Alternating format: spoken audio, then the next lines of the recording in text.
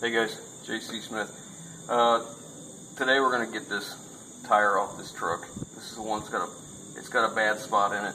I'm gonna get it off of here and show you what the bad spot is. This I'm going down the road and it's got a flat spot in the bottom, so it makes the steering wheel shake every time that flat spot hits.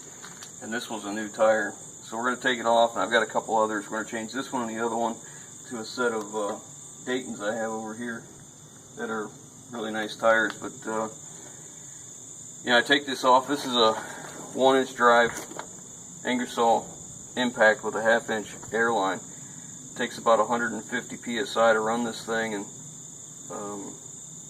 we used to do this by hand. You remember that? I used to take a breaker bar and a pipe, and I'd break all these loose, and I'd use my little snap-on 1/2-inch drive impact to run the rest of the way. It worked pretty good, but this thing's a monster. I want to tell you it's 1,400 foot-pounds, if I remember. May not be, but I think that's what it was. But I'm going to get this off. This wheel was not locking up, but it would drag. And when I jacked this up, the wheel wouldn't spin, so I had to back off the slack adjuster. And I'll show you how I did that in just a minute. But I'll bring you back once I get this thing off. You see it barely hit the tire, and then all at once, look at this. There's this huge spot. It probably may not show up well on camera, but you see what a small, real small contact area there is there. And as it rolls, you see how wide it gets. There's the flat spot right in here. It's much easier to feel because it's right in here. I mean, this is almost flat right there. It's if you can see that contact there, all the way down that way. See how flat that is? Every time the tire would hit the contact the ground right there, it would shake the steering wheel. And you can see from this thing, I mean, look how deep the tread is on this tire. This is a new tire. But that's what you get today. You know, just junk, a big flat spot on there. And I'm sure they'll tell me to pound salt. They won't do anything about this unless they put it on a retread machine and then grind it smooth again. I don't know. But basically this is not a junk tire, but it's not good for the front end, that's for sure. But I'm going to get this thing out of here, and I'll show you how I backed off that slack adjuster here. I'll bring you back in a minute. Okay, so this is this is an automatic automatic slack adjuster. The way it works is every time that the brakes are applied, this plunger pushes down and ratchets on the brakes. Well, occasionally these things will get crap in them, and they will keep ratcheting when they don't need to. They should stop. And that's what's going on with this wheel. There's an actual tool for this that you can pull this little dog out here, and this releases the lock on the worm drive. Okay. When I went to go take this wheel off, it was too tight, and I couldn't get it to turn at all. And I've noticed that in driving, that when I hit the brakes, this one I have a pulling to the one side. So I'm going to back this off just a little bit here. Let's see, get that out there. About a half a turn. I like just enough room between the brake lining and the drum that you get a piece of paper in there, or you can hear the dust in the brake lining dragging. It doesn't take much. I mean, you're not talking big turns. And I give that a couple smacks just to make sure it actually went back in. But yeah, you can just hear it just slightly dragging. That's what I like. You know, we're putting these other wheels on, and we got to paint them up because they've been rock chips and all that on there, and they're kind of rusty. So we're gonna get some spraying with some self-etching primer, and then we're gonna paint them white so we can get them on. So we're gonna have this truck down for a little bit. So I'm gonna black it up here, and then go over the other side and take that wheel off, and we'll get these all ready to go. So we'll bring you along once we got the other tire painted up.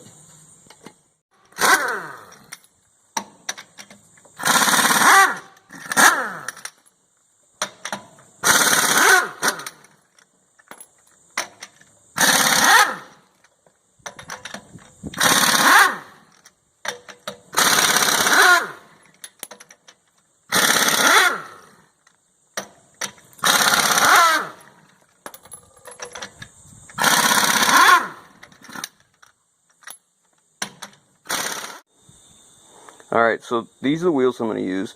I took these off another truck, These are 295, 75, 22.5s. There's nothing wrong with the tires. They got really good tread on them, and they're a Dayton brand, which they're a pretty good tire. But you can see what the problem is with the wheel. You get stone chips in here, and then it starts to rust, and it rusts around the wheels. So we've cleaned it up. All we're going to do, and I'm going to give it a couple coats of self-etching primer, then probably a couple coats of white. And just keep in mind, I'm not a painter. This is just to make them look better. I'm not a painter by any stretch of the imagination. I just do this so they look better than they do now. That's all. So just keep in mind, like I said, I'm not a painter, but I did stay at a Holiday Inn Express. That's 2 coats of self-etching primer. This is stuff we use, and you know, I joke about this all the time. I really am not a painter. I feel raindrops. I don't doubt I'm distracted so easily. Anyways, you can see the self-etching primer fills in a lot of them holes and them divots and rust pits and all that stuff. So it makes it a little bit smoother surface for what it is, anyways, or at least it does on these. So I got 2 coats on it, so we'll let that dry out good. It's going to have some runs in it, and I don't really care. As long as it's shiny white when we're done, it'll be just fine. That'll be better, huh? And I'll clean that up. Yeah, that little bit of overspray, a little lacquer thinner or mineral spirits will take that off pretty easy. But we'll let this dry. I'm going to have to roll these inside because it's going to rain. It's already starting. But all right, let's get these inside, and we'll show you once we're painted.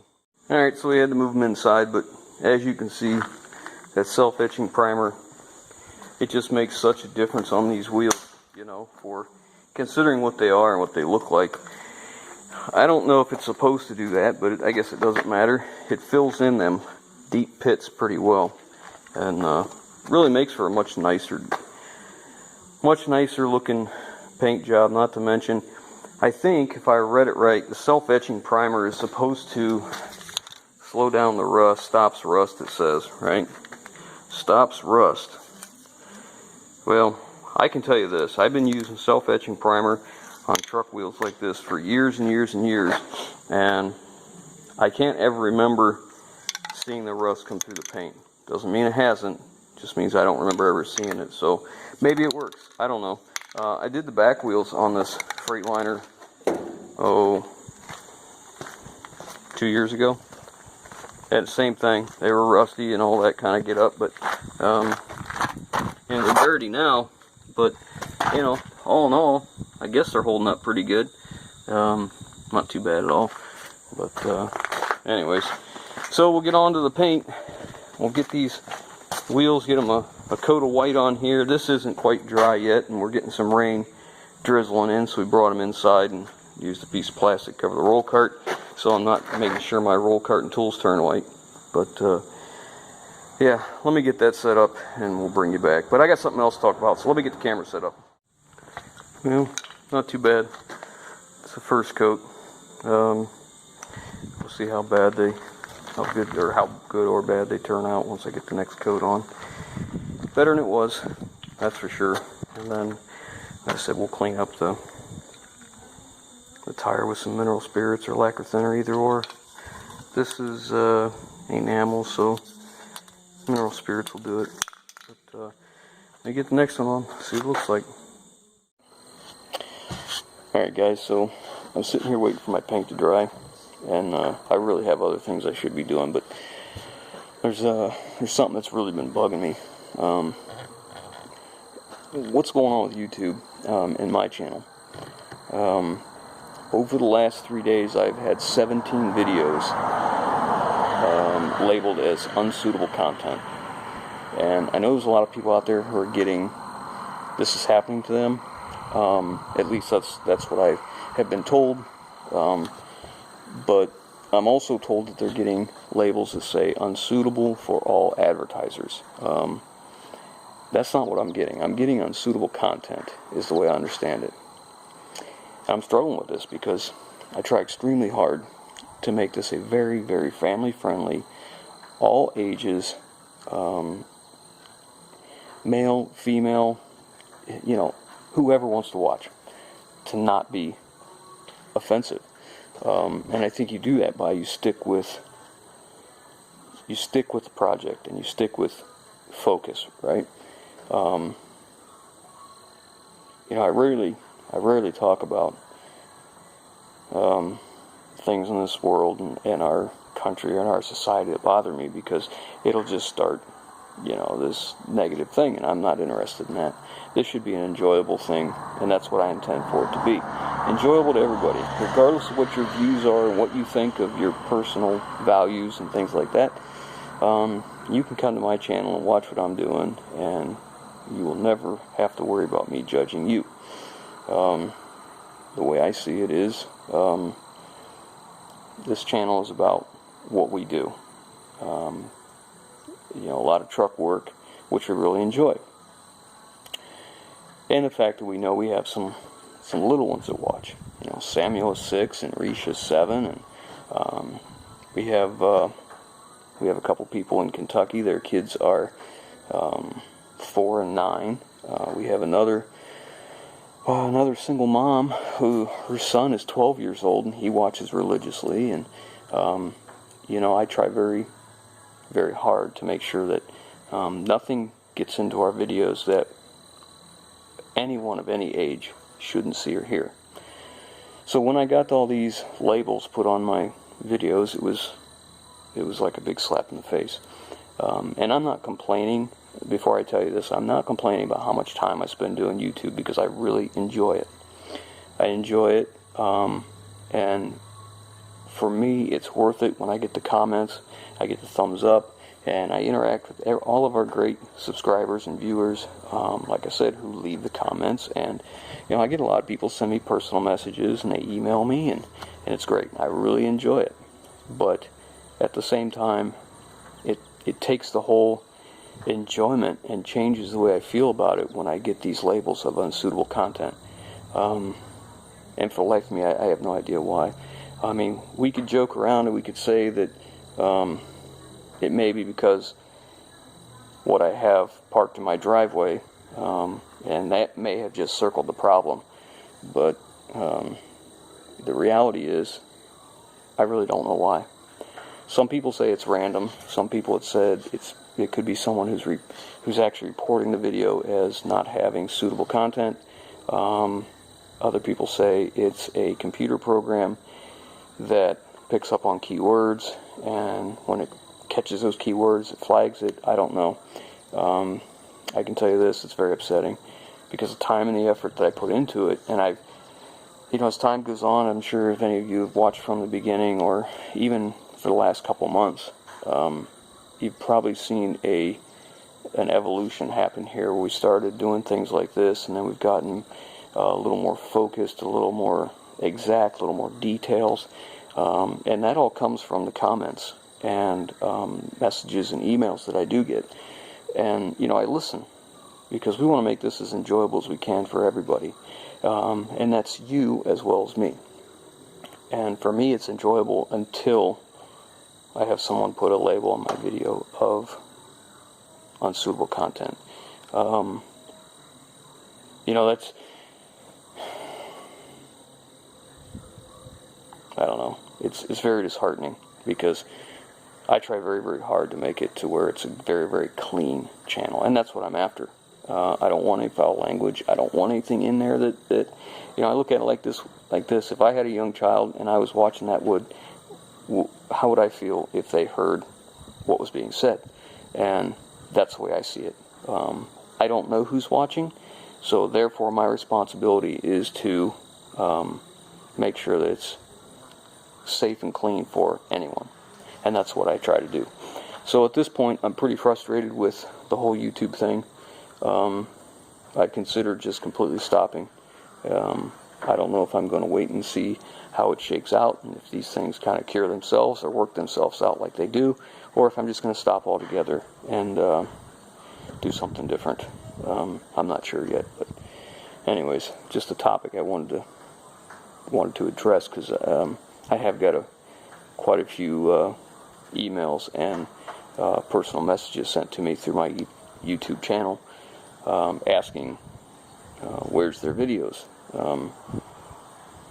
And I felt I had an obligation to explain what's going on, so that you guys understand and know what's going on and what's happening. So that being said, I haven't made a decision yet. I'm probably going to just finish this video here. My paint's not going to be dry till tomorrow because it just rained here, and it's going to be cool and damp, so my paint's probably not going to dry till sometime tomorrow afternoon. So rather than hold this video, I'm just going to go ahead and put it up. And like I said, I haven't decided if we're going to continue or not. So that being said, like I always tell you, if you like what I'm doing, give a thumbs up. I do appreciate that. If you haven't already, hit that subscribe button. And you guys tell me what you think. Leave your comments down below. If there's something that I've done wrong, that I've overlooked, I would be humble enough to listen to it and, you know, take it for what it is. It's just upsetting to take all the effort and time that we put together, and we've built relationships here with viewers and commenters and subscribers that we call friends. So, you know, it is what it is. I'm going to leave you with that. So, I guess if I decide to continue, then I guess we'll see you on the next one. So, we'll see. Okay, there's the last coat. I did end up putting 4 coats on. There were some spots that didn't cover well, and the wind blew, and a piece of plastic fell on the face of this one, so I had to kind of blend that in a little bit. So I got 4 coats on it. It should be fine. We will wait until tomorrow. Hopefully they'll be dry and I can get them back on the truck. So maybe we'll see for that.